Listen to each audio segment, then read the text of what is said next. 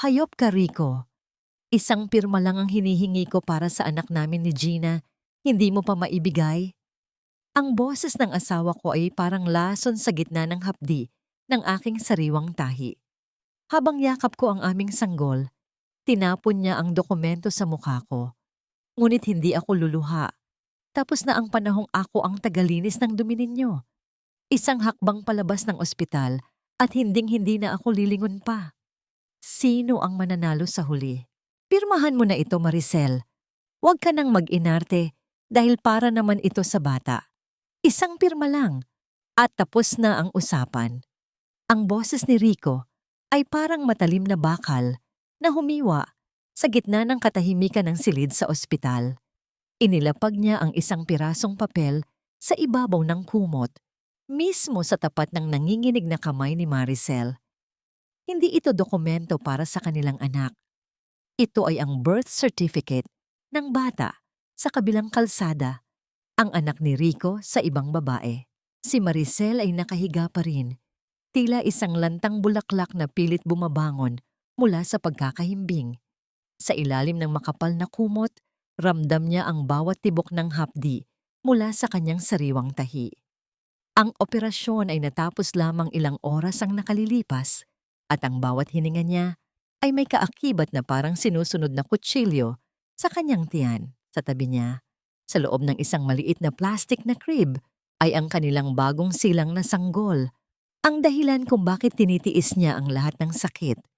Ngunit ang sakit na dulot ng pisikal na sugat ay walang-wala kumpara sa bigat ng mga salitang binitawan ng kanyang asawa. Kanina lamang, bago pumasok si Rico, ay dahan-dahang hinahaplos ni Maricel ang maliit na daliri ng kanyang anak. Iniisip niya ang lahat ng sakripisyo niya sa loob ng 3 taon, ang paggising ng maaga para pagsilbihan ng kanyang biyenan, ang pagtitipid sa sarili para lamang makabili ng mga gamit ng sanggol, at ang pagtitiis sa mga pasaring ni Rico na tila siya ay isang pabigat. Akala niya, ang pagsilang ng batang ito ang magiging simula ng kanilang bagong buhay. Akala niya, ang dugo at pawis na ibinuhos niya sa operating room ay sapat na para makita ni Rico ang kanyang halaga. Ngunit ang puting papel na nasa harap niya ngayon ay ang katotohanang matagal na niyang pilit na itinatago sa kanyang sarili. Rico, kakalabas ko lang sa delivery room. Pabulong na wika ni Maricel. Ang kanyang boses ay tila isang tuyot na dahon na tinangay ng hangin. Wala pa akong lakas at itong hinihingi mo. Paano mo nagawang dalhin ito rito? Sa harap ng anak natin. Anak natin? Maricel, huwag tayong maglokohan. Alam mo naman ang totoo. Kailangan ni Gina ng pirma mo para maayos ang papeles ng bata. Ikaw ang legal na asawa, kaya sa'yo dapat dumaan ang lahat. Isipin mo na lang na tumutulong ka sa isang inosenteng sanggol. Huwag kang makasarili. Nanigas ang buong katawan ni Maricel. Ang salitang makasarili ay parang isang sampal na nagpasingasing sa kanyang pandinig. Ang init ng kanyang luha ay dahan-dahang gumuhit sa kanyang maputlang pisngi, pumapatak sa puting kumot na tila mga mantsa ng isang nabubulok na pangarap. Ramdam niya ang panunuyo ng kanyang lalamunan at ang kanyang puso ay tila pinipiga ng isang dambuhalang kamay. Ang amoy ng antiseptic at gamot sa loob ng silid ay biglang naging nakakasuka.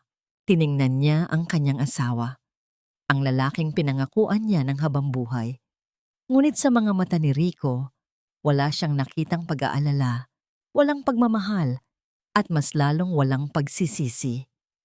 Ang nakikita lang niya ay ang pagkainip at ang pagnanais na matapos na ang lahat para mabalikan ang kanyang tunay na mahal sa buhay.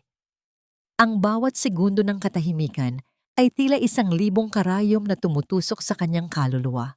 Dito ba nagtatapos ang lahat ng kanyang pagtitiis? Ang lahat ba ng pagmamahal na ibinigay niya ay ipapalit lamang sa isang pirasong papel na magpapatunay na siya ay isa lamang kasangkapan? Sa gitna ng dilim at hapdi, isang tanong ang paulit-ulit na umaalingaw-ngaw sa kanyang isipan, tila isang malungkot na himig na ayaw tumigil. Hanggang kailan mo kayang ubusin ang sarili mo para sa isang taong hindi ka man lang kayang ituring na tao? Huwag mong sayangin ang sabaw na yan, Maricel. Pinaghirapan kong lutuin yan para lumakas ka agad at makapirma na sa hinihingi ni Rico. Ang boses ni Aling Belen ay tila isang malambot na haplos na may kasamang lason. Inilapag niya ang mangkok ng manipis na sabaw ng tinola sa gilid ng kama ni Maricel. Tumingin ang matanda sa kanyang diling mabait na paraan, ngunit ang kanyang mga mata ay hindi nakatuon sa sanggol na natutulog, kundi sa puting folder na nasa paanan ng kama. Para kay Aling Belen, ang kanyang apo ay hindi ang batang narito, kundi ang batang dala ng babaeng mas mayaman at mas mapapakinabangan nila. Dahan-dahang itinuon ni Maricel ang kanyang paningin sa kanyang biyenan. Ang babaeng ito ang tinuring niyang pangalawang ina. Sa loob ng 3 taon, si Maricel ang naging alipin sa sarili niyang bahay. Siya ang unang gumigising para magsaing. Siya ang huling natutulog pagkatapos maglaba ng mga damit ni Aling Belen. At siya ang laging humihingi ng tawad kahit wala siyang kasalanan. Lahat ng iyon ay ginawa niya dahil sa utang na loob. Dahil noong nagkasakit ang kanyang sariling ina, si Aling Belen ang nagpahiram ng pera. Isang utang na tila habang buhay niyang binabayaran ng kanyang dignidad. Nay, sariwa pa ang tahi ko. Pabulong na sagot ni Maricel. Ang kanyang boses ay nanginginig sa pagpipigil ng emosyon. Hindi niyo man lang ba tatanungin kung kumusta ang pakiramdam ko? O kung kumusta ang apo niyo? Isang mapait na ngiti ang sumilay sa labi ni Aling Belen.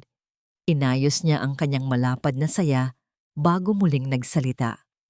Maricel, anak, huwag kang masyadong emosyonal. Isipin mo ang utang na loob mo sa amin. Kung hindi dahil sa pamilya namin, nasaan na kaya ang nanay mo ngayon? Patay na siguro yon dahil sa sakit. Ngayon lang kami humihingi ng pabor sa'yo. Ang pagtakpan ng pagkakamali ni Rico para hindi mapahiya ang ating pamilya sa mga kapitbahay. Iyan lang ba ang halaga ng lahat ng naitulong ko sa iyo? Ang bawat salita ni Aling Belen ay tila isang mabigat na kadena na pumupulupot sa leeg ni Maricel. Ramdam niya ang pag-akyat ng pait sa kanyang lalamunan.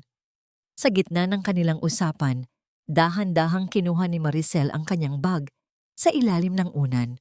Gusto niyang kumuha ng barya para pambili ng tubig dahil kahit ang pag-aalaga ng kanyang biyenan ay may kalakip na panunumbat. Ngunit nang mabuksan niya ang kanyang pitaka, tumigil ang mundo ni Maricel. Wala na ang kanyang passbook. Wala na ang 50,000 pisong pinag-ipunan niya mula sa pagtitinda ng mga kakanin sa loob ng 2 taon. Iyon ang perang inilaan niya para sa panganganak at para sa kinabukasan ng kanyang anak. Sa isang iglap, nalaman niya ang katotohanan. Hindi lamang pirma ang nanakawin sa kanya, kundi pati ang huling pag-asa niya para sa kalayaan. Tumayo si Aling Belen nang marinig ang pagtunog ng kanyang cellphone. Hindi niya napansin ang pamumutla at ang panginginig ng mga kamay ni Maricel na hawak ang walang lamang pitaka. Lumabas ang matanda sa silid, bitbit ang kanyang cellphone. Ngunit dahil sa pagmamadali, ay hindi niya lubos na naisara ang pinto.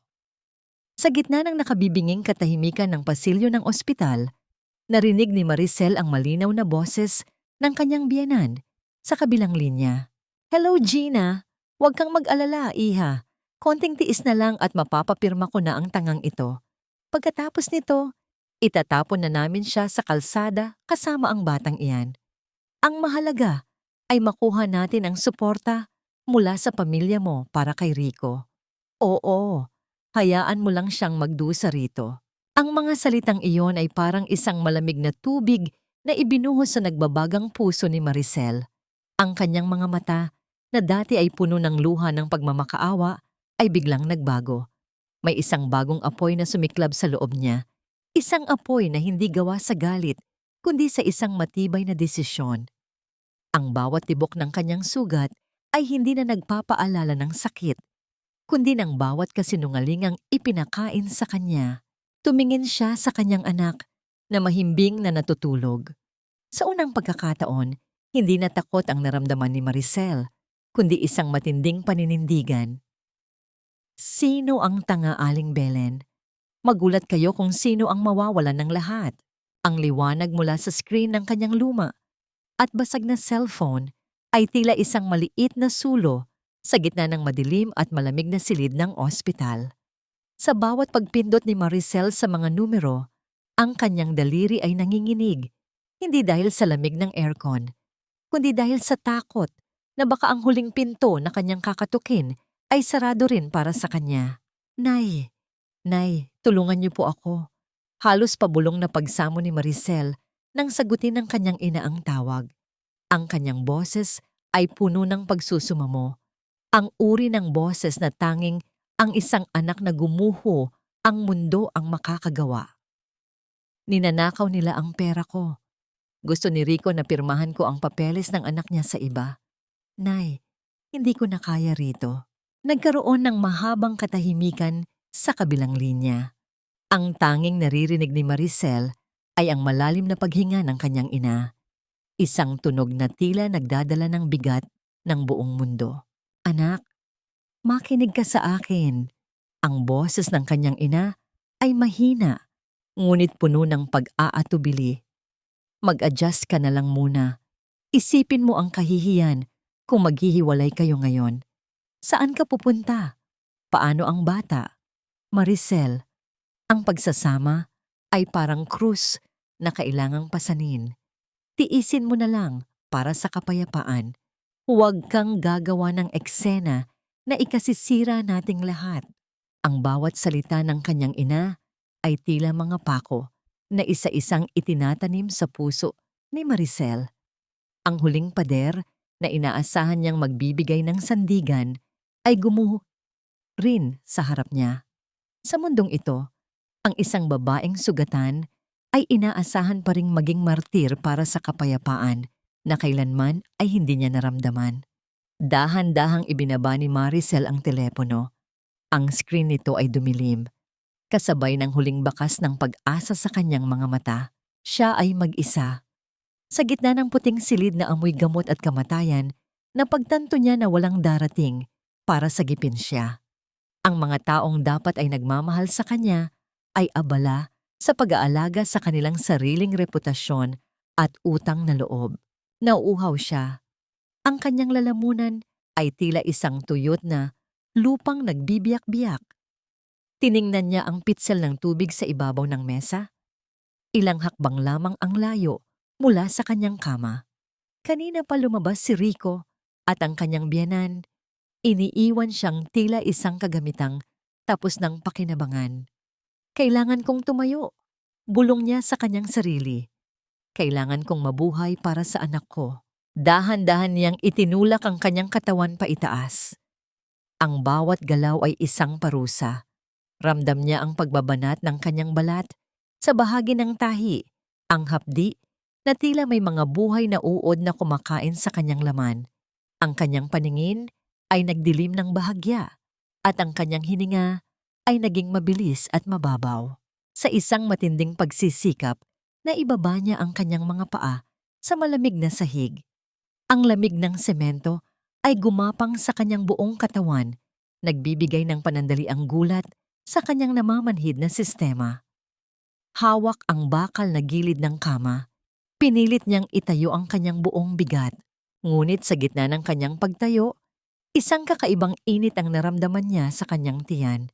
Hindi ito ang hapdi ng sugat, kundi isang basa at malapot na pakiramdam na unti-unting kumakalat sa kanyang puting gown. Tumingin siya sa ibaba. Ang malinis na puting tela ay dahan-dahang kinukulayan ng matingkad na pula.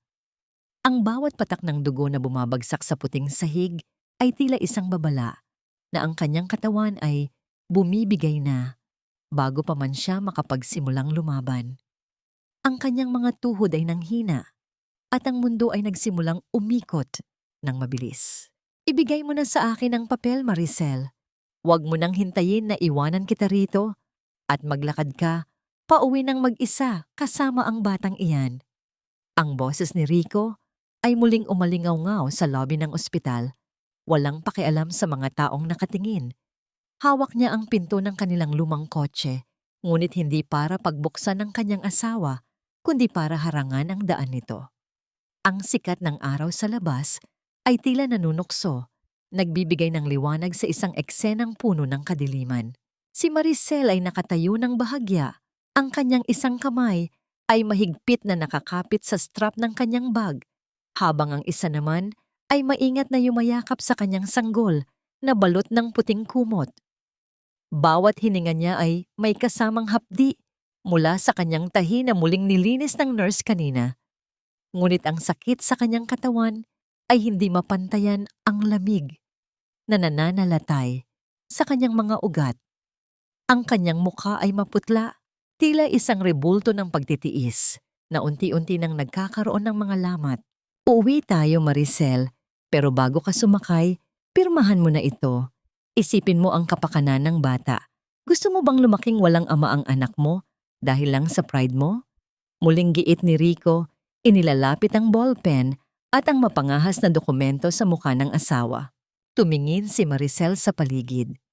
Nakita niya ang kanyang biyenan, si Aling Belen, na nakatayo sa di kalayuan, nakataas ang kilay at tila naghihintay ng kanyang pagkatalo. Nakita niya ang mga nurse at mga estrangherong dumadaan. Ang ilan ay naaawa, ang ilan ay naiintriga.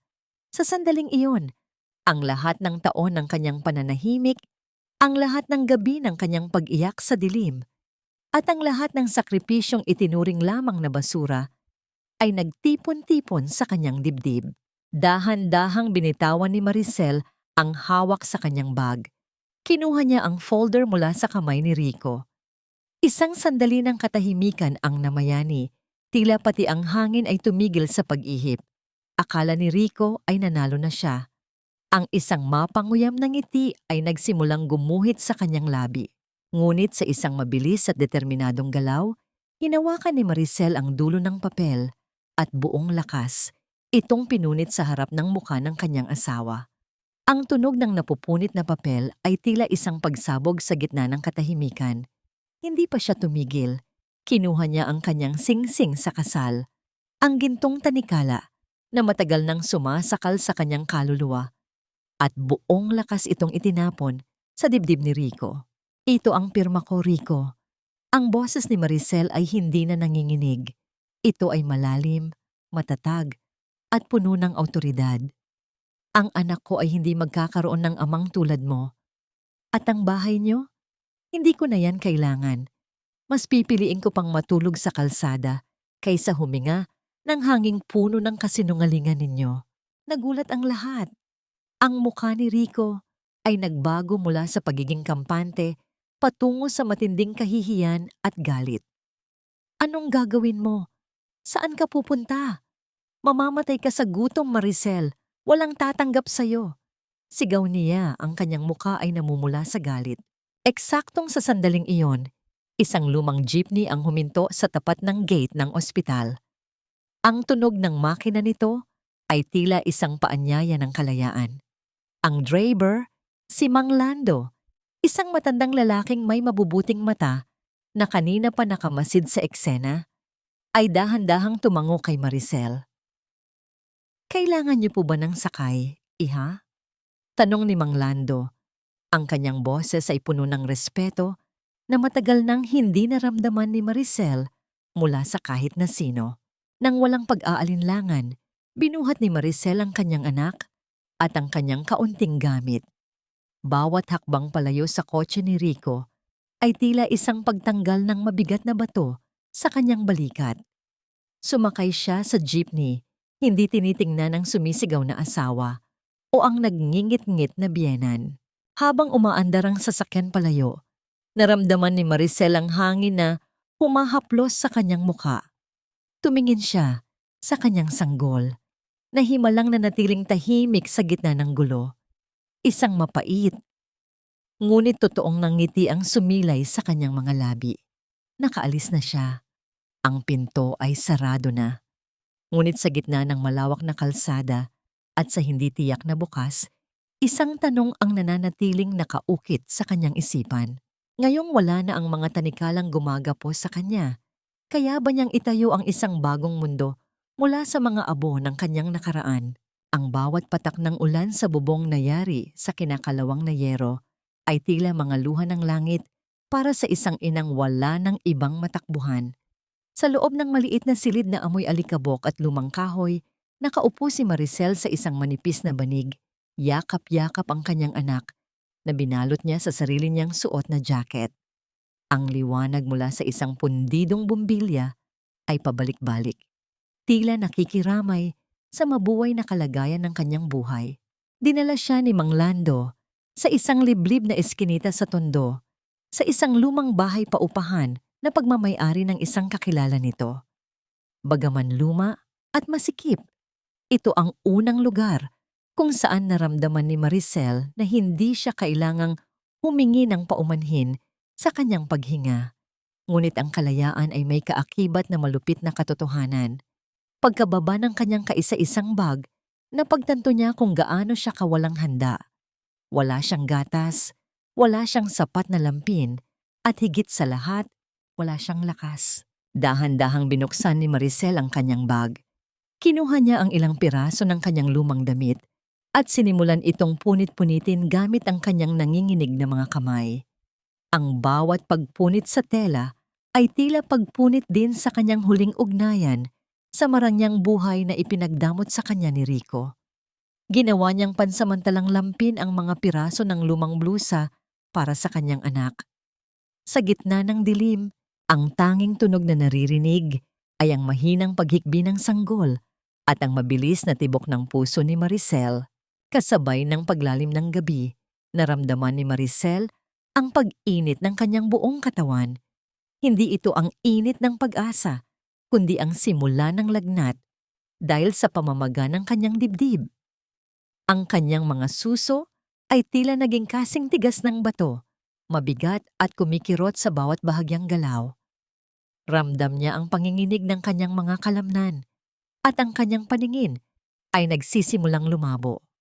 Ang hapdi ng kanyang tahi sa tiyan ay tila nakikipagpaligsahan sa init na nananalatay sa kanyang mga ugat. Sa kabila ng matinding sakit, dahan-dahang hinaplos ni Maricel ang pisngi ng kanyang anak. "Huwag kang mag-alala, anak," bulong niya. Ang kanyang boses ay halos hindi na lumalabas dahil sa tuyot na lalamunan. Kahit anong mangyari, hindi tayo babalik sa kanila. Kakayanin natin ito. Isang mahinang himig ng isang lumang hele ang pilit niyang inawit. Isang himig na itinuro sa kanya ng kanyang lola na tila nagsisilbing tanging gamot sa kanyang nag-aapoy na pakiramdam. Ito ang kanyang munting sandali ng tagumpay. Ang mapatahimik ang kanyang anak sa gitna ng gutom at sakit. Ngunit sa kalaliman ng gabi, nang ang buong paligid ay nababalot na ng katahimikan, isang serye ng malalakas na kalabog ang bumasag sa kapayapaan ng silid. Ang pintuang gawa sa manipis na plywood ay tila nayayanig sa bawat bagsak ng kamao mula sa labas. Nanindig ang balahibo ni Maricel. Sino ang makakaalam kung nasaan siya? Si Rico ba ito, na dumating para bawiin ang kanyang huling dignidad? O baka naman ang mga kamay ng tadhana na hindi pa tapos sa pagpaparusa sa kanya? Ang bawat katok ay tila isang hatol na nagpapatigil sa pagtibok ng kanyang puso. Walang boses na nagsasalita. Tanging ang tunog lamang ng marahas na paghinga at ang patuloy na pagyanig ng pinto. "Buksan mo itong pinto, iha. Huwag kang matakot. Hindi ako pulis at lalong hindi ako ang asawa mong walang kwenta." Ang boses na yon ay hindi kay Rico. Ito ay paos, magaspang, at may tono ng awtoridad na tila ba nakatikim na ng lahat ng alat ng buhay. Dahan-dahang binitiwan ni Maricel ang hawak niyang gunting, ang kaisa-isang bagay na nakuha niya sa kanyang bag para ipagtanggol ang sarili. Ang kanyang buong katawan ay nanginginig pa rin sa lagnat at ang bawat patak ng pawis sa kanyang noo ay tila yelo sa lamig. Nang dahan-dahang bumukas ang pinto, pumasok ang liwanag mula sa pasilyo, kasabay ng isang matandang babaeng may bitbit na mangkok at isang maliit na planggana. Siya si Aling Rosa, ang may-ari ng paupahan na binanggit ni Mang Lando. Ang kanyang mukha ay puno ng kulubot, tila isang mapa ng mahabang panahon ng pakikipagsapalaran sa Maynila. Ang amoy ng luya at mainit na sabaw ay agad na humalo sa amoy ng alikabok sa silid. Isang amoy na biglang nagpalamig sa nag-aapoy na pakiramdam ni Maricel. Nakita-kitang bumaba sa jeepney kanina. Sabi ni Lando, galing ka sa ospital at sariwa pa ang tahi mo, wika ni Aling Rosa habang inilalapag ang dala sa tabi ng banig. Hindi siya tumingin sa mata ni Maricel, tila iniiwasan niyang madagdagan ang hiya na nararamdaman ng batang ina. Huwag mong tiisin ang gutom. Ang gatas ng ina ay hindi lalabas kung ang sikmura mo ay walang laman. Hindi nakapagsalita si Maricel. Ang kanyang lalamunan ay tila may nakabara na malaking bato. Sa loob ng 3 taon sa piling ni Aling Belen, ang bawat pagkain na ibinibigay sa kanya ay may kasamang panunumbat. Ang bawat baso ng tubig ay kailangang bayaran ng pagsunod. Ngunit dito, sa gitna ng isang madilim na silid sa tundo, isang estranghero ang nag-aalok sa kanya ng pagkain nang walang hinihinging kapalit. Dahan-dahang kinuha ni Aling Rosa ang isang malinis na bimpo at ibinabad ito sa mainit na tubig. Dito, iha. Ipatong mo ito sa dibdib mo. Alam kong masakit iyan. Ganyan din ako nung unang anak ko. Akala ko ay puputok na ang puso ko sa sobrang bigat. Ang haplos ng mainit na bimpo sa kanyang naninigas na dibdib ay tila isang himala. Kasabay ng pagdaloy ng init, tila natunaw din ang yelo sa puso ni Maricel. Ang kanyang unang hikbi ay mahina, parang isang maliit na ibon na nagsisimulang umawit, hanggang sa naging isang malakas na pag-iyak na hindi na niya mapigilan. Umiyak siya, hindi dahil sa sakit ng kanyang tahi, kundi dahil sa gulat na mayroon pa palang kabutihan sa mundo para sa isang taong tulad niya na itinapon na ng sariling pamilya. Salamat po, Aling Rosa. Maraming salamat po, sabi ni Maricel sa pagitan ng kanyang pag-iyak. Kinuha niya ang mangkok ng lugaw at dahan-dahang humigop. Ang init nito ay gumapang sa kanyang buong katawan. Binibigyan siya ng lakas na akala niya ay tuluyan nang nawala. Sa gitna ng kanilang pagkukwentuhan, nang kinuha ni Maricel ang kanyang bag para kumuha ng panyo, may isang maliit na sobre na nahulog mula sa isang nakatagong bulsa sa loob nito. Dahan-dahan niya itong binuksan. Sa loob ay may ilang libong piso at isang maliit na papel na may nakasulat na, "Para sa gatas ng bata, huwag mong isiping utang ito. Regalo ito ng isang ama na nakakaunawa." Napatigil si Maricel. Hindi ito sulat ni Rico. Hindi rin ito galing sa kanyang ina.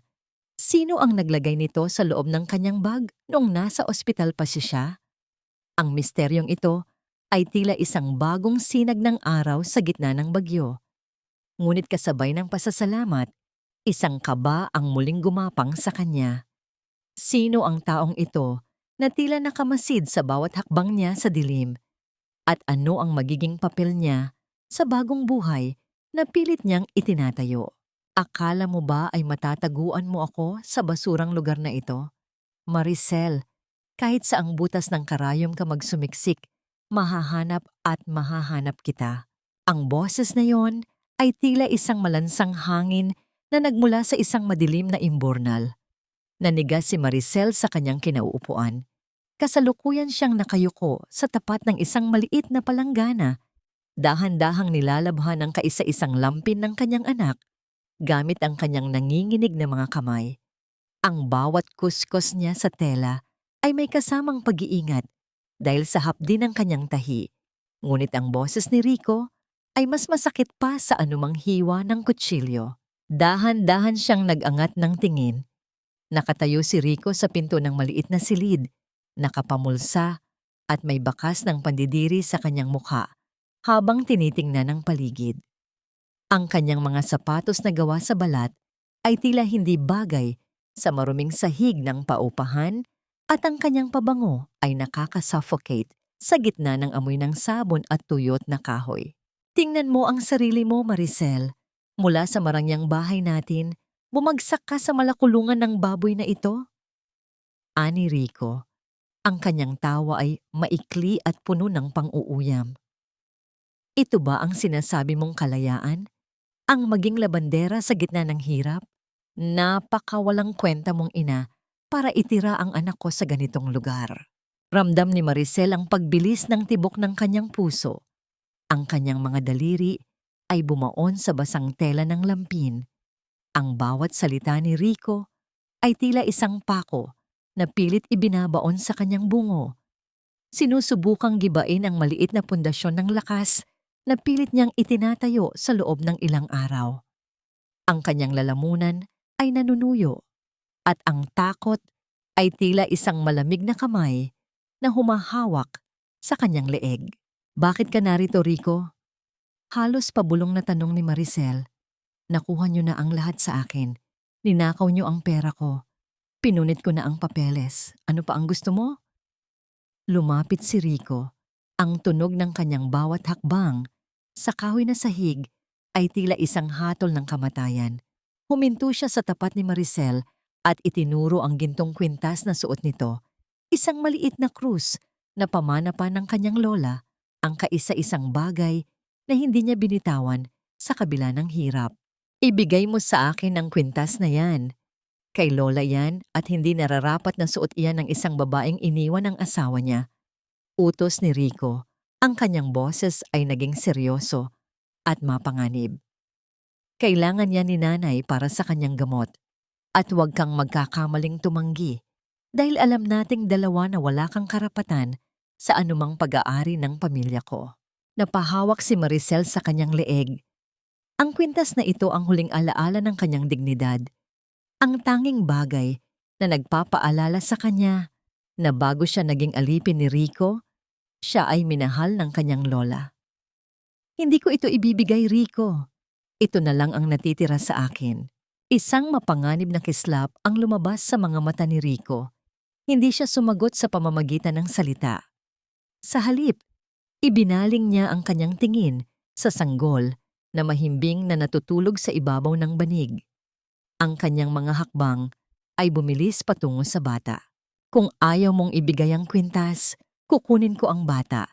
Banta ni Rico habang iniuunat ang kanyang mga kamay para buhatin ang sanggol. Mas mabuti pang lumaki siya sa amin kaysa mabulok sa piling ng isang inang sutil at walang pera. Tingnan natin kung hanggang saan ang tapang mo kapag wala na sa iyo ang batang ito. Napasigaw si Maricel, pilit na tumatayo sa kabila ng matinding hapdi ng kanyang tahi. Ang mundo ay nagsimulang umikot, ngunit ang tanging nakikita niya ay ang mga kamay ni Rico na malapit nang dumapo sa kanyang anak. Huwag mong diringgihan ang anak ko, Rico. Isang hakbang pa at sisiguraduhin kong ito ang huling araw na makakalakad ka ng maayos. Ang boses ni Maricel ay hindi na nagmula sa kanyang lalamunan, kundi sa pinakamalalim na bahagi ng kanyang pagkatao. Isang lugar na matagal na niyang kinalimutan simula nang magpakasal siya.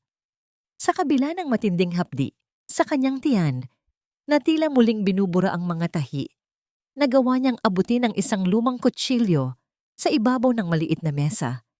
Isang kutsilyong ginamit ni Aling Rosa sa paghihiwa ng luya kanina. Ang talim nito ay bahagyang kinakalawang, ngunit ang dulo ay nananatiling matulis, tila sumasalamin sa kalagayan ni Maricel. Pagod, sugatan, ngunit mapanganib. Napatigil si Rico. Ang kanyang mga kamay, na ilang pulgada na lang ang layo mula sa natutulog na sanggol, ay nanigas sa hangin. Tumingin siya kay Maricel at nakita ang isang babaeng hindi niya nakilala sa loob ng 3 taon. Ang mga mata ni Maricel, na dati ay laging nakayuko at puno ng takot, ay nagniniingas ngayon sa isang uri ng determinasyon na nagpatahimik sa buong silid. Ang bawat patak ng pawis sa kanyang maputlang noo ay tila naging selyo ng kanyang panunumpa bilang isang ina. Lalaban ka na ngayon. Akala mo ba matatakot mo ako sa kakarampot na kutsilyong yan? Pang-uuyam ni Rico, bagaman ramdam ang panginginig sa kanyang boses. Subalit nang makita niyang hindi man lang kumurap si Maricel at mas lalo pang hinigpitan ang hawak sa kutsilyo hanggang sa mamuti ang kanyang mga buko-buko, dahan-dahan siyang umatras. Ang duwag na bahagi ng kanyang pagkatao ay muling lumitaw nang maharap sa isang tunay na banta. Umalis ka na, Rico. Ibigay mo ang mensaheng ito sa nanay mo. Ang Maricel na alipin ninyo ay patay na. Ang natitira na lang dito ay ang ina ng batang ito.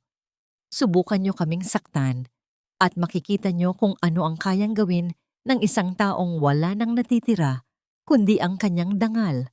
Matigas na wika ni Maricel. Ang bawat salita ay tila isang hampas ng latigo na nagpalabas kay Rico sa pintuan. Nang marinig ni Maricel ang papalayong mga hakbang ni Rico sa pasilyo, dahan-dahan niyang ibinaba ang kutsilyo. Ang kanyang mga tuhod ay nanghina at bumagsak siya sa banig sa tabi ng kanyang anak. Doon, sa gitna ng katahimikan, naramdaman niya ang unang tunay na tagumpay. Hindi ito tagumpay na may kasamang palakpak, kundi isang tahimik na pagkilala sa sariling lakas. Lumipas ang mga araw. Sa tulong ng perang naiwan sa kanyang bag at sa kabutihan ni Aling Rosa, nagsimulang mag-adjust si Maricel sa kanyang bagong buhay. Kinuha niya ang kanyang lumang sewing kit. Ang tunog ng karayom na tumatagos sa tela ay naging kumpas ng kanyang araw. Ang bawat tahi niya sa mga sirang damit na ipinapaayos ng mga kapitbahay ay tila pagtatahi rin sa kanyang nawasak na buhay. Ang hapdi ng kanyang operasyon ay unti-unting napapalitan ng tamis ng bawat sentimong kinikita niya ng mag-isa. Isang hapon, habang abala siya sa pagtatabas ng tela, isang anino ang huminto sa kanyang pinto. Hindi ito ang anino ng isang taong nanggugulo. Ito ay isang matangkad at malawak na anino na tila nagdadala ng amoy ng sariwang kahoy at barnis. Magandang hapon po, sabi ni Aling Rosa. Kailangan niyo raw po ng maayos na higaan para sa bata. Ang boses ay malalim, mahinhin, at tila may dalang kapayapaan. Tumingala si Maricel at nakita si Gabriel, ang tahimik na karpintero sa kabilang kanto. Bit-bit nito ang ilang piraso ng makinis na kahoy. Sa mga mata ni Gabriel, walang bahid ng panghuhusga o pagnanasa, kundi isang tapat na pagnanais na tumulong. Sa unang pagkakataon sa mahabang panahon, hindi naramdaman ni Maricel ang pangangailangang magtago o matakot. Salamat, Gabriel. Pero wala akong sapat na pera para pambayad sa iyo ngayon. Tapat na, sabi ni Maricel. Ngumiti si Gabriel, isang ngiting hindi umabot sa labis na pagpapakitang tao. Huwag niyo na muna isipin iyon. Ang mahalaga ay hindi nakalapag sa sahigang sanggol. Ang paggawa ng Noy ay hindi trabaho para sa akin, kundi isang panalangin. Habang pinapanood ni Maricel ang pagpukpok ni Gabriel sa kahoy, naramdaman niya ang isang kakaibang init sa kanyang dibdib. Ngunit sa kabila ng magandang simula, isang anino ang patuloy na bumabagabag sa kanya. Bakit tila alam ni Gabriel ang eksaktong kailangan niya? At sino nga ba ang tunay na nagpadala ng tulong sa kanya noong gabing nasa ospital pa siya? Ang bango ng gata at malagkit na kanin ay tila isang mainit na yakap na gumigising sa diwa ni Maricel tuwing madaling araw.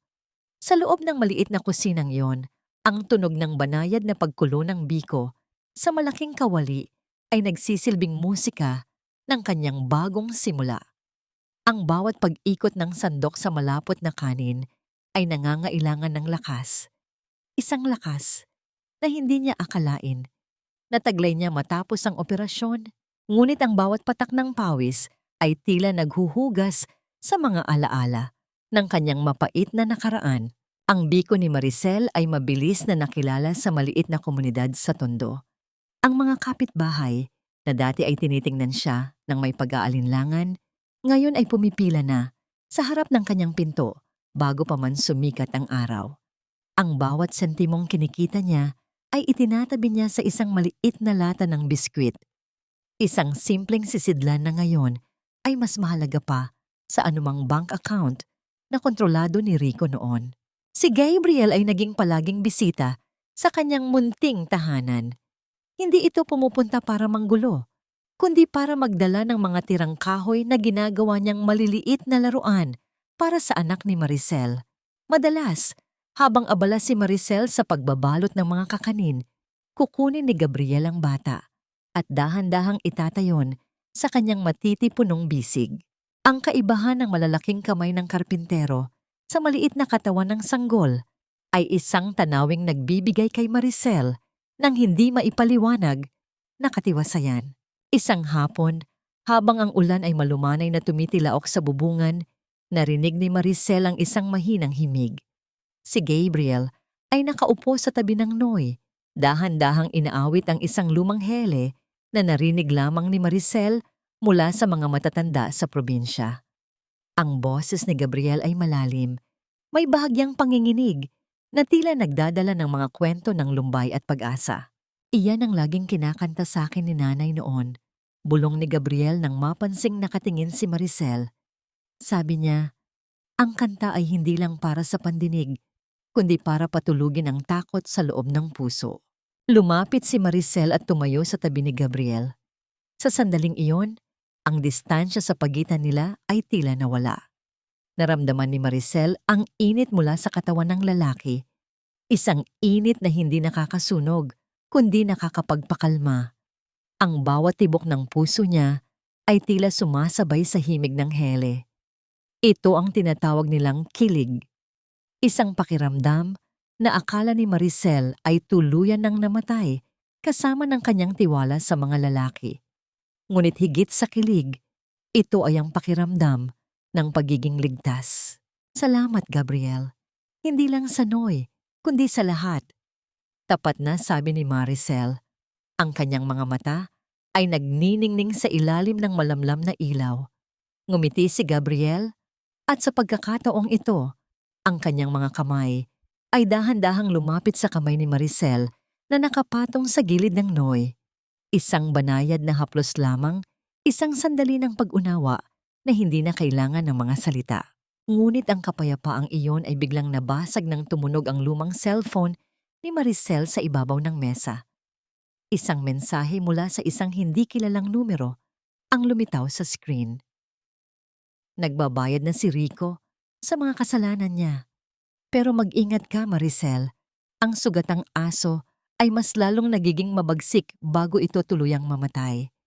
Huwag mong hahayaan na mahanap kanya muli. Naramdaman ni Maricel ang biglang paglamig ng kanyang mga ugat. Sino ang nagpadala nito? Ang misteryong bumabalot sa taong tumutulong sa kanya simula pa noong nasa ospital, siya ay tila nagiging mas malalim at mas mapanganib. Kasabay ng balita ng pagbagsak ni Rico ay ang pangamba na baka ang huling hininga ng kanyang nakaraan ay humabol sa kanya sa gitna ng kanyang bagong buhay. Ang bawat kanto ng malaking bahay ni Rico ay tila nababalot na ng isang makapal na sapot ng kalungkutan at alikabok. Wala na ang masiglang halakhak at ang amoy ng mamahaling pabango na dati ay nagmumula sa mga gamit ni Gina. Ang mga mamahaling kasangkapan na dati ay ipinagmamalaki ni Aling Belen sa mga kapitbahay ay isa-isa nang nawawala, naisangla o naibenta na para lamang mabayaran ang mga utang na iniwan ng kanyang anak. Sa gitna ng sala, nakaupo si Rico sa sahig, napapaligiran ng mga walang lamang bote ng alak. Ang kanyang buhok ay gulo-gulo at ang kanyang mga mata ay malalim at madilim, tila isang taong nawalan na ng direksyon sa buhay. Ang dati niyang makinis na muka ay puno na ngayon ng balbas, isang patunay ng kanyang unti-unting paghihina. Kasalanan mo itong lahat, Rico. Kung hindi ka naging hibang sa babaeng yon, hindi tayo magkakaganito. Ang boses ni Aling Belen ay tila isang matalim na lagari na pumuputol sa katahimikan ng gabi. Nakatayo ang matanda sa tapat ng kanyang anak. Ang kanyang mukha ay punong-puno ng puot at panunumbat. Iniwan ka na ni Gina. Tinangay niya ang lahat ng pera mo, pati ang huling sentimo na kinuha natin kay Maricel. Ngayon, nasaan na ang yabang mo? Tumahimik ka, Nay. Akala ko ba ay kampi ka sa akin? Akala ko ba ay gusto mo rin ng mayamang manugang? Sigaw ni Rico. Ang kanyang boses ay paos at basag. Ikaw ang nagtulak sa akin na kumuha ng pirma kay Maricel. Ngayon, pare-pareho tayong naghihirap. Isang malakas na sampal ang tumama sa pisngi ni Rico. Isang tunog na tila nagmarka sa katapusan ng kanilang huwad na pagkakaisa. Huwag mo akong masagot-sagot ng ganyan. Ako ang nagpalaki sa'yo. Ngayon, kailangan nating humanap ng paraan. Hindi ako papayag na mabulok tayo sa gutom habang ang babaeng iyon ay namamayagpag sa tondo. Ang tinutukoy ni Aling Belen ay si Maricel.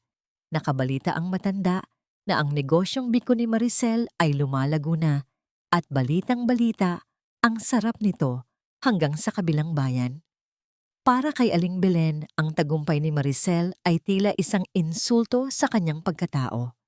Sa isip ng matanda, ang lahat ng kinikita ni Maricel ay dapat nasa kanila pa rin dahil ito ay bunga ng pagtitiis ni Maricel sa ilalim ng kanyang puder. Kinaumagahan, sa harap ng pintuan ng paupahan ni Maricel, isang hindi inaasahang panauhin ang dumating. Kasalukuyang nag-aayos ng mga kakanin si Maricel nang marinig niya ang mahinang paghikbi mula sa labas. Nang buksan niya ang pinto, laking gulat niya nang makita ang kanyang biyenan na nakaluhod sa semento. Ang mga kamay ay nakikiusap at ang mga mata ay puno ng mga luhang tila gawa sa kristal ng panlilinlang. Maricel, anak, patawarin mo ako. Ang boses ni Aling Belen ay tila isang malambot na bulong ng isang naghihingalong tao. Nagkasakit ako, anak. Wala nang nag-aalaga sa akin. Si Rico ay nawala na sa sarili. Ikaw lang ang inaasahan ko. Parang awa mo na. Huwag mo kaming tiisin. Napatigil si Maricel. Ang bawat salita ng matanda ay tila isang kumpas ng kamay na pilit humahatak sa kanya pabalik sa madilim na kahapon. Ngunit sa likod ng mga luha ni Aling Belen, nakita ni Maricel ang isang bagay na hindi nagbago, ang kislap ng kasakiman sa kanyang mga mata. Bago pa man makasagot si Maricel, isang anino ang humarang sa pagitan nila. Si Gabriel, bit-bit ang kanyang mga kagamitan sa pagkakarpintero, ay nakatayo sa tabi ni Maricel. Ang kanyang mukha ay seryoso at tila isang pader na hindi matitibag. Umalis na kayo rito, Aling Belen. Hindi na kayo kailangan dito. Wika ni Gabriel.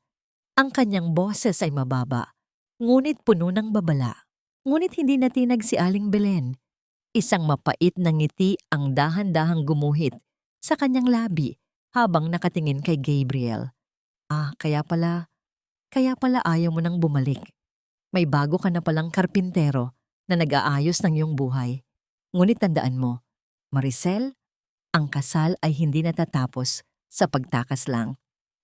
At may isang sikreto si Rico na siguradong hindi mo pa alam. Naramdaman ni Maricel ang biglang pagbilis ng tibok ng kanyang puso. Anong sikreto ang tinutukoy ng matanda? At sapat ba ang sikretong ito para muling wasakin ang kapayapaang pilit niyang binuo? Huwag mong gamitin ang Diyos sa iyong mga kasinungalingan, Aling Belen, dahil noong nasa ospital ako at nag-aagaw buhay ang tahi ko, wala kayong ibang inisip kundi ang kapakanan ng anak ni Gina. Ang boses ni Maricel ay parang isang malamig na agos ng tubig na bumuhos sa nagbabagang pagkukunwari ng matanda. Hindi siya kumilos mula sa kanyang pagkakatayo sa pintuan, kahit na ang kanyang mga kamay ay nanginginig sa loob ng bulsa ng kanyang apron. Sa kanyang likuran, naririnig niya ang mahimbing na paghinga ng kanyang anak sa Noy na ginawa ni Gabriel. Ang tunog na nagpapaalala sa kanya kung bakit hindi siya dapat muling magpaluko. Dahan-dahang tumayo si Aling Belen, pinapagpagan ang kanyang maruming saya habang ang bakas ng luha sa kanyang mukha ay biglang natuyo. Pinalitan ng isang matalas at mapanuring tingin. Sa likuran ng matanda, isang pamilyar na bulto ang lumitaw mula sa dilim ng eskinita. Si Rico. Ngunit hindi ito ang Rico na mayabang at naka-Amerikana. Ito ay isang Rico na tila pinabayaan ng panahon. Ang balat ay madilaw at ang mga mata ay puno ng desperasyon. Maricel, pagbigyan mo na kami. Ang boses ni Rico ay paos, tila isang sirang plaka na pilit hinihingi ang simpatiya na matagal na niyang winasak. Nagkamali ako. Aminado ako roon. Pero tignan mo ang kalagayan ni nanay. Kailangan niya ng maayos na pagkain, ng gamot. At ang anak natin, hindi ba dapat ay lumaki siyang kilala ang kanyang ama? Lumapit si Rico. Ang kanyang mga hakbang ay mabigat at tila sumasabay sa pintig ng kaba sa dibdib ni Maricel. Tumingin si Rico sa paligid ng munting tindahan ni Maricel. Ang kanyang mga mata ay pabalik-balik sa lata ng biskwit na puno ng barya at sa mga bagong luto na kakanin. May isang uri ng gutom sa kanyang mga mata na hindi para sa pagkain, kundi para sa tagumpay na pilit niyang ninakaw noon at ngayon ay pilit niyang inaangkin muli sa pamamagitan ng awa. Naramdaman ni Maricel ang biglang pag-atras ni Gabriel. Ang karpintero na laging nariyan para protektahan siya ay biglang naging tahimik. Sa mga mata ni Gabriel, nakita ni Maricel ang isang malalim na lungkot at pag-aalinlangan. Marahil ay iniisip ni Gabriel na sa huli, ang isang pamilya ay laging babalik sa isa't isa at siya ay mananatiling isang estranghero lamang sa buhay ni Maricel. Ang tunog ng paglapag ng mga kagamitan ni Gabriel sa semento ay tila isang hudyat ng kanyang paglayo. Baka, kailangan niyo munang mag-usap bilang pamilya. Mahinang sabi ni Gabriel, ang kanyang boses ay puno ng pait na pilit itinatago. Hindi na niya hinintay ang sagot ni Maricel. Dahan-dahan siyang tumalikod. Ang kanyang bulto ay unti-unting nilamon ng anino ng mga puno sa labas. Gabriel! Sandali! Sigaw ni Maricel, ngunit mabilis siyang hinawakan ni Rico sa braso. Ang hawak na yon ay hindi mahigpit, ngunit sapat na para ipaalala kay Maricel ang mga tanikalang matagal na niyang kinalas. Hayaan mo na siya, Maricel. Ibang tao lang siya. Kami ang pamilya mo. Bulong ni Rico, ang kanyang hininga ay amoy alak at panis na pananabik. Babalik na ako. Magiging maayos ang lahat. Tignan mo, ang laki na ng kinikita mo rito sa tondo. Kung pagsasamahin natin ang talino ko sa negosyo at ang luto mo, hindi na natin kailangan ng tulong ng kahit sino. Malalampasan natin ang gipit na ito. Sa sandaling iyon, isang malakas na kidlat ang gumuhit sa madilim na langit. Kasunod ng isang kulog na tila nagpayanig sa buong paupahan. Sa ilalim ng liwanag ng kidlat, nakita ni Maricel ang isang mabilis na sulyap na ipinasa ni Rico kay Aling Belen. Isang sulyap na puno ng tagumpay at panlilinlang. Hindi ito ang tingin ng isang nagsisising asawa. Ito ang tingin ng isang mandaragit na nakahanap muli ng kanyang biktima. Nanigas ang buong pagkatao ni Maricel. Ang hapdi sa kanyang puso ay mas matindi pa sa anumang sugat ng operasyon. Habang ang ulan ay nagsisimulang pumatak sa tuyong lupa, narinig niya ang mahinang bulong ni Aling Belen kay Rico nang akala nila ay hindi siya nakikinig. Konting tiis lang, anak. Kapag nakuha na natin ang pera at ang tiwala niya, tayo naman ang magpapalayas sa kanya. Ang bawat patak ng ulan sa bubungan ay tila mga saksi sa katotohanan kanina pa. Pilit na itinatago sa ilalim ng mga ngiting plastik at huwad na pagsisisi. Nanatiling nakatayo si Maricel sa dilim. Ang kanyang anino ay halos hindi gumagalaw habang pinagmamasdan niya ang kanyang asawa at biyenan mula sa maliit na siwang ng pinto. Ang bawat salitang binitawan ni Aling Belen, ang balak na ibenta ang kanyang pinaghirapang negosyo at muli siyang itapon sa kalsada kapag nakuha na ang lahat, ay tila mga linta na sumisip-sip sa huling bakas ng pagmamahal na mayroon siya para sa pamilyang ito. Hindi sumigaw si Maricel, hindi siya lumabas para manampal o magmura. Sa halip naramdaman niya ang isang kakaibang lamig na bumabalot sa kanyang puso.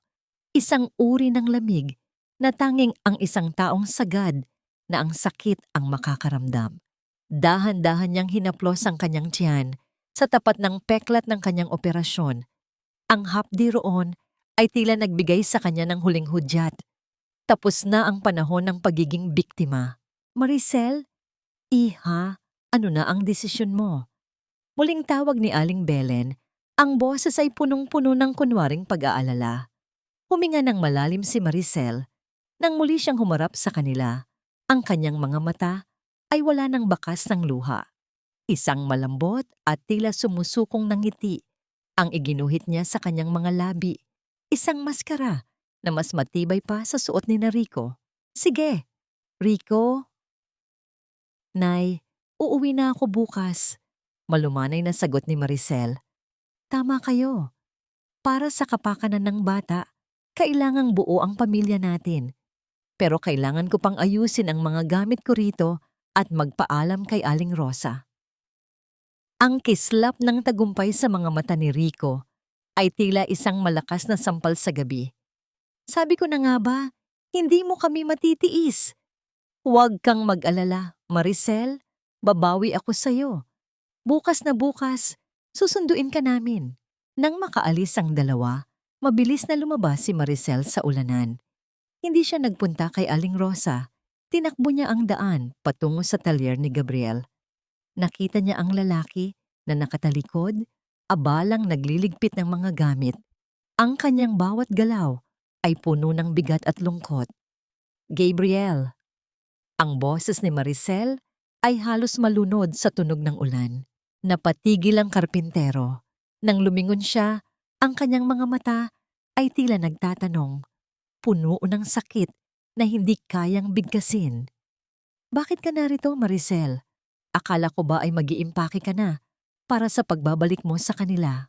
Lumapit si Maricel, hindi alintana ang basang damit. Hinawakan niya ang magaspang na kamay ni Gabriel, ang mga kamay na bumuo ng noy ng kanyang anak. Ang mga kamay na kailanman ay hindi nagbuhat ng sakit sa kanya.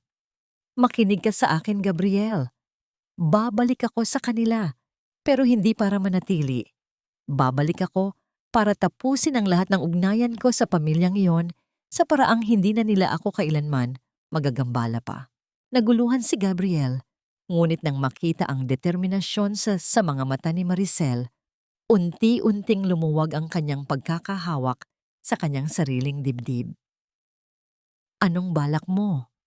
Isang mapanganib at matalinong namang ngiti ang sumilay sa labi ni Maricel. Kailangan ko ang tulong mo para sa huling regalo ko sa kanila. Gusto ni Rico ang tagumpay ko? Ibibigay ko sa kanya ang isang tagumpay na hinding-hindi niya malilimutan habang buhay. Kinaumagahan, maagang dumating si Rico sa tapat ng paupahan. Suot ang kanyang pinakamagandang barong na tila ba may malaking selebrasyon. Bit-bit niya ang pag-asang muling makokontrol ang buhay ng asawa at ang pera nito. Nakita niyang nakatayo si Maricel sa pinto, bit-bit ang bata at ang isang maliit na bag habang nakangiti ng matamis. Handa ka na ba, asawa ko? Tanong ni Rico. Ang kanyang boses ay puno ng kayabangan. Tumango si Maricel. Handang-handa na ako, Rico. Higit pa sa iniisip mo.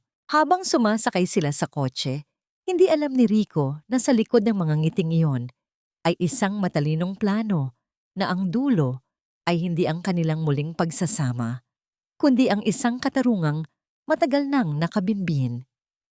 Ngunit sa gitna ng biyahe, isang tawag mula sa isang hindi kilalang numero ang natanggap ni Maricel. Ang mensahe ay maikli, ngunit nakakapangilabot. Huwag kang pumasok sa bahay na yon, Maricel. May inihanda silang patibong na hindi mo inaasahan. Ang bawat hakbang ko papasok sa bakuran ng bahay na ito ay tila paglalakad sa ibabaw ng mga pako na matagal ko ng pilit na binubunot mula sa aking mga paa. Ang pintuan ng bahay ni Rico ay tila isang nakangangang bibig ng isang halimaw na handang lumamon muli sa kanyang kaluluwa.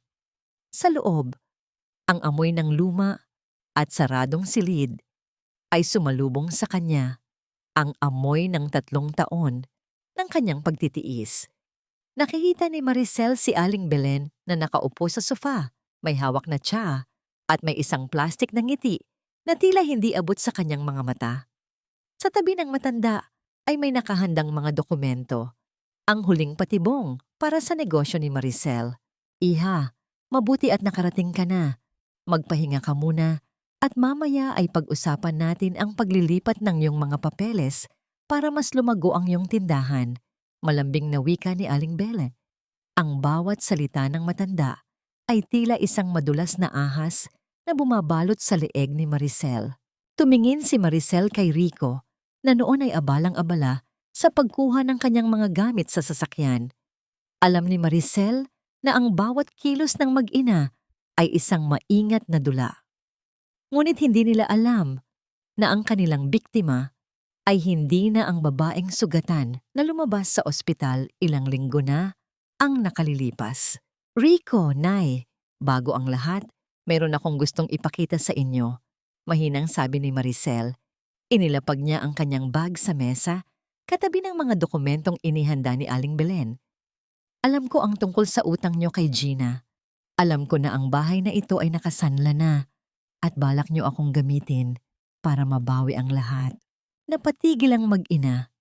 Ang katahimikan sa loob ng sala ay naging mabigat, tila isang bagyong nagbabadyang sumabog. Ang mukha ni Rico ay dahan-dahang namula mula sa pagiging kampante patungo sa matinding galit. Anong pinagsasabi mo, Maricel? Huwag kang magmarunong. Sigaw ni Rico.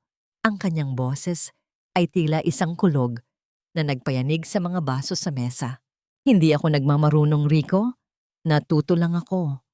Patuloy ni Maricel. Ang kanyang boses ay nananatiling kalmado at puno ng otoridad. Habang abala kayo sa pagpaplano kung paano ako muling lulukohin, abala rin ako sa pakikipag-usap sa mga taong ninakawan mo ng pera. Ang dokumentong hawak ko ngayon ay hindi para sa aking negosyo. Ito ay ang reklamo para sa estafa at malversation na isinampa laban sa iyo. Kasabay ng kanyang mga salita, ang tunog ng papalapit na sasakyan ay narinig mula sa labas. Hindi ang maingay na jeepney, kundi ang formal na tunog ng sasakyan ng mga awtoridad. Dahan-dahang bumukas ang pinto at pumasok si Gabriel kasama ang dalawang lalaking nakauniporme. Ang bawat hakbang nila sa sahig ay tila isang hatol na nagpatahimik sa pagngangalit ni Rico. Rico Sanchez, mayroon kaming warrant para sa iyong pag-aresto, wika ng isa sa mga opisyal. Ang bawat salita ay tila isang malakas na hampas ng katotohanan sa mukha ng lalaki. Nagkagulo sa loob ng bahay. Si Aling Belen ay nagsimulang gumaing at umiyak. Muling ginagamit ang kanyang katandaan para humingi ng awa. Si Rico naman ay sinubukang tumakas patungo sa kusina. Ngunit mabilis siyang naharang ni Gabriel. Walang palitan ng suntok, walang dumanak na dugo. Tanging ang mahigpit na pagkakahawak ni Gabriel sa braso ni Rico ang nagpakita na ang panahon ng pananakot ay tapos na. Pinanood ni Maricel habang dinadala si Rico palabas ng bahay. Ang bawat pagsusumamo ng kanyang asawa ay tila isang hangin na lamang na dumadaan sa kanyang pandinig. Tumingin siya kay Aling Belen na ngayon ay nakasalampak sa sahig, humihingi ng tawad habang yakap ang kanyang mga tuhod. Patawad, Maricel. Huwag mong gawin ito sa amin. Hikbi ng matanda. Dahan-dahang lumapit si Maricel at lumuhod sa tapat ng kanyang biyenan. Nay, pinatawad ko na kayo sa lahat ng ginawa niyo sa akin. Pero ang katarungan ay hindi tungkol sa galit. Ito ay tungkol sa pagtuturo sa inyo na ang bawat sakripisyo ng isang tao ay may hangganan. Ang utang na loob na lagi ninyong binabanggit.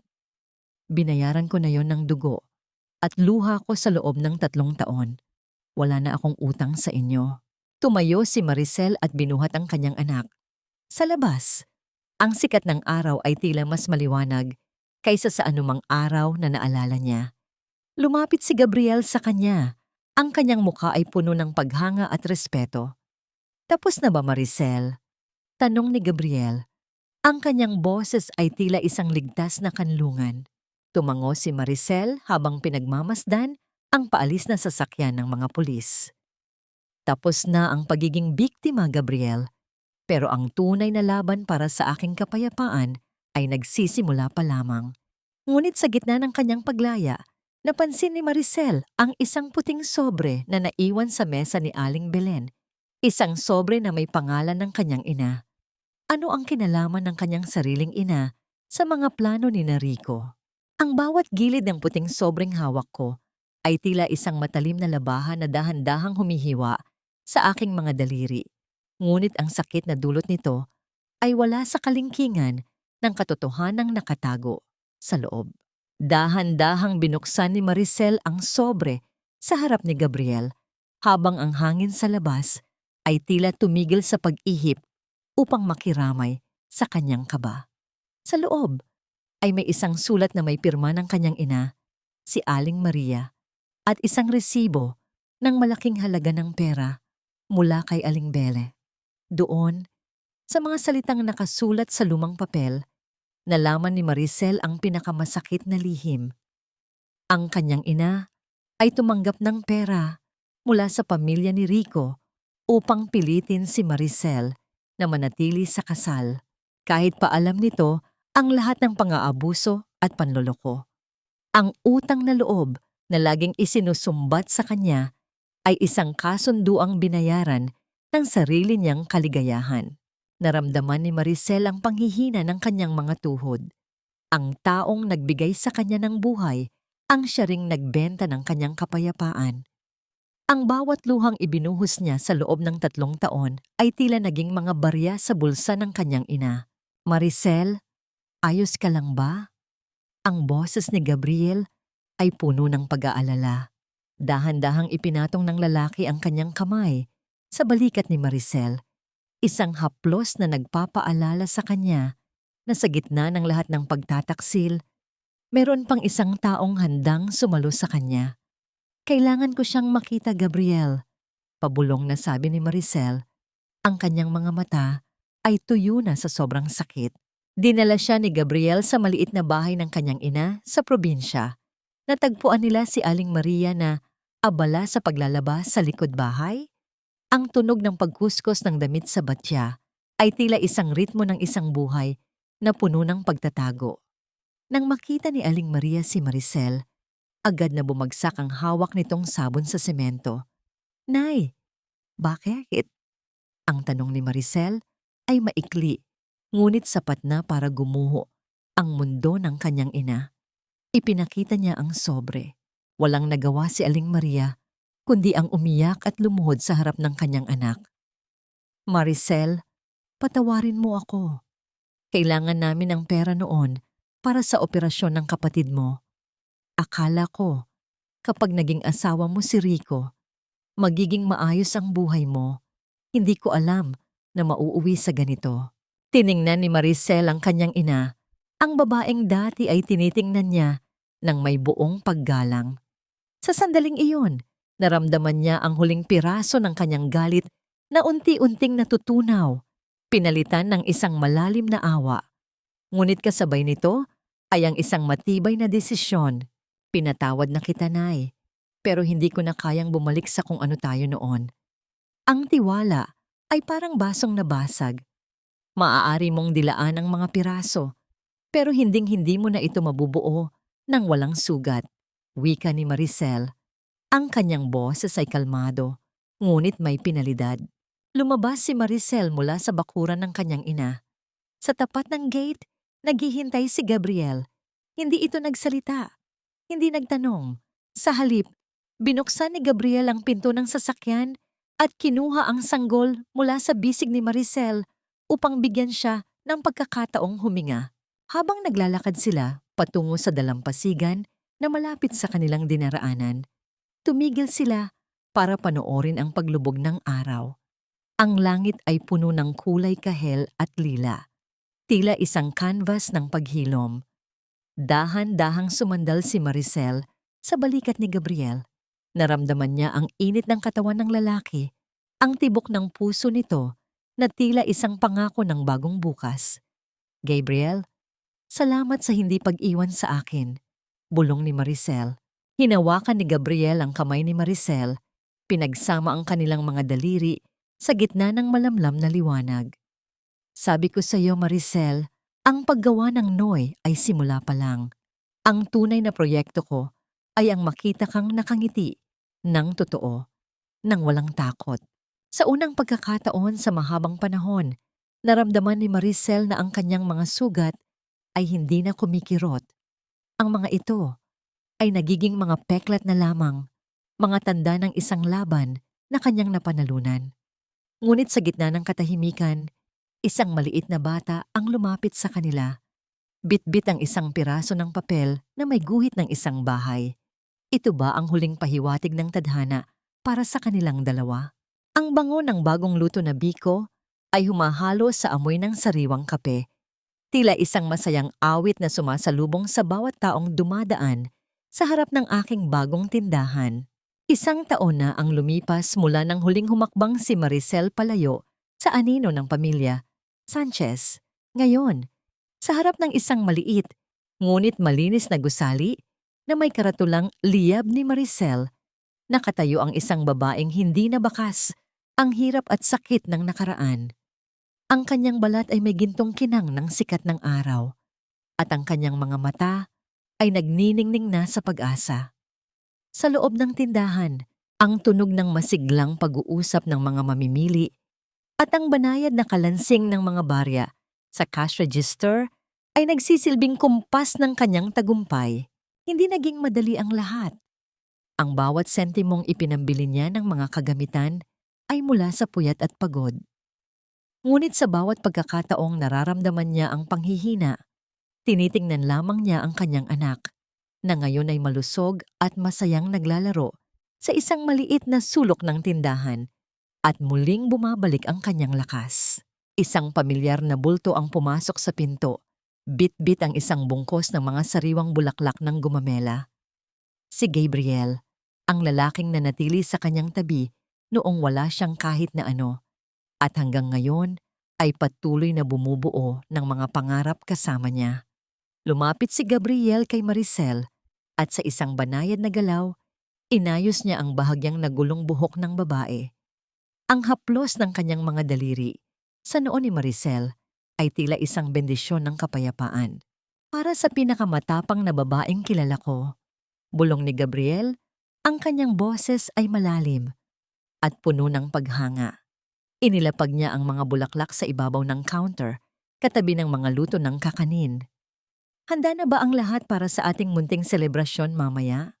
Ngumiti si Maricel, isang ngiting abot hanggang sa kanyang mga mata. Handang-handa na, Gabriel, dahil sa iyo, natutunan kong ang tunay na tahanan ay hindi pala apat na pader, kundi ang pakiramdam ng pagiging ligtas at pinahahalagahan. Sa gitna ng kanilang pag-uusap, isang batang babae na may kargang sanggol ang pumasok sa tindahan. Ang hitsura nito ay puno ng pagod. Ang mga mata ay may bakas ng takot na pamilyar kay Maricel. Nakita ni Maricel ang sarili niya sa babaeng yon.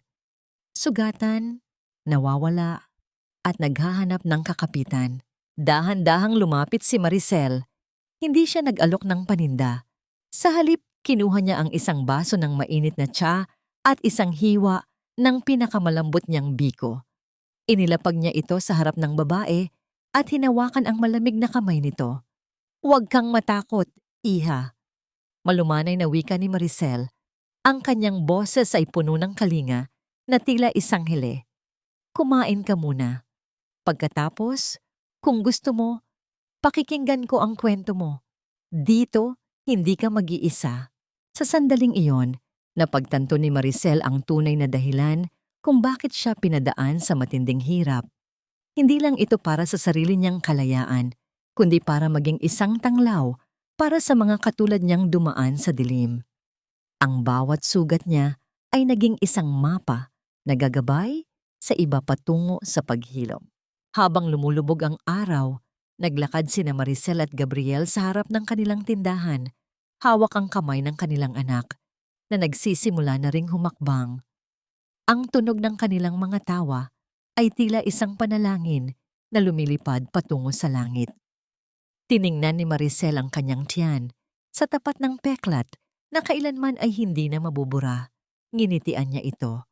Ang peklat na yon ang kanyang medalya, ang patunay na siya ay lumaban, nagtagumpay, at higit sa lahat ay malaya na. Sa ilalim ng maliwanag na buwan, ang bawat bituin ay tila kumikislap para sa isang bagong simula. Isang simula kung saan ang pag-ibig ay hindi na nanggagaling sa utang na loob, kundi sa isang tapat at malayang pagpili. Ang bawat hapon sa baybayin ng kanilang maliit na bayan ay tila isang pag-uulit ng pangako ng tadhana, na pagkatapos ng pinakamalakas na bagyo, ang dagat ay laging babalik sa kanyang katahimikan. Nakaupo si Maricel sa isang kahoy na bangko na ginawa ni Gabriel habang pinapanood ang kanyang anak na si Theo, na ngayon ay 3 taong gulang na masayang hinahabol ang mga alon sa buhanginan. Ang tunog ng halakhak ng bata ay humahalo sa banayad na paghampas ng tubig sa dalampasigan, isang musika na nagpapatunay na ang bawat luhang ibinuhos ni Maricel noon ay dinilig lamang ang binhi ng kanyang kasalukuyang kaligayahan. Sa loob ng mahabang panahon, inisip ni Maricel na ang kanyang halaga ay nakadepende sa kung gaano siya kahusay magtiis. Ngunit habang tinitingnan niya ang kanyang kamay na hawak ngayon ni Gabriel, napagtanto niya na ang tunay na pag-ibig ay hindi pala isang pasanin na kailangang tiisin, kundi isang lakas na nagpapagaan sa bawat hakbang. Hindi nagtagal ay nakatanggap siya ng balita tungkol kay Rico. Pagkatapos ng ilang taon sa loob ng kulungan, lumabas ito na walang-wala. Iniwan ng lahat, pati na ng sariling ina na si Aling Belen na pumanaw na dahil sa labis na pait at pangungulila. Ang bahay na dati ay naging kulungan ni Maricel ay isa na ngayong guho, tila sumasalamin sa pundasyong itinayo sa kasinungalingan. Iniisip mo pa ba sila? Malumanay na tanong ni Gabriel habang dahan-dahang itinatabi ang ilang hibla ng buhok sa mukha ni Maricel. Huminga ng malalim si Maricel at ngumiti ng may kapayapaan. Hindi na dahil sa galit, Gabriel. Pinatawad ko na sila, hindi dahil karapat-dapat sila sa patawad, kundi dahil karapat-dapat ako sa katahimikan. Ang pagpapatawad pala ay hindi pagbura sa nakaraan, kundi ang pagtanggal sa kapangyarihan nito na saktan ka muli sa kasalukuyan. Ang peklat sa kanyang tiyan ay mananatili habang buhay, ngunit hindi na ito tanda ng isang masakit na operasyon o ng isang lamat sa kanyang pagkatao. Ito ay nagsisilbing isang mapa ng kanyang paglalakbay, isang paalaala na mula sa hiwa ng kawalan ng katarungan ay sumibol ang isang bagong buhay na puno ng liwanag. Ang bawat babaeng lumalapit sa kanya sa tindahan, bawat inang sugatan na humihingi ng payo, ay nakakakita sa kanya ng isang buhay na patotoo, na ang isang babae, gaano man siya mawasak, ay may kakayahang buuin muli ang kanyang sarili, mas matatag, mas matalino, at mas malaya. Sa huling sulyap ni Maricel sa papalubog na araw, naramdaman niya ang ganap na paghilom. Wala na ang takot, wala na ang utang na loob na mapanira, at wala na ang pangangailangang humingi ng paumanhin sa kanyang tagumpay. Sa piling ni Gabriel at ng kanyang anak, natagpuan ni Maricel ang tunay na kahulugan ng tahanan, isang lugar kung saan ang bawat pintig ng puso ay malayang umaawit ng sarili nitong himig.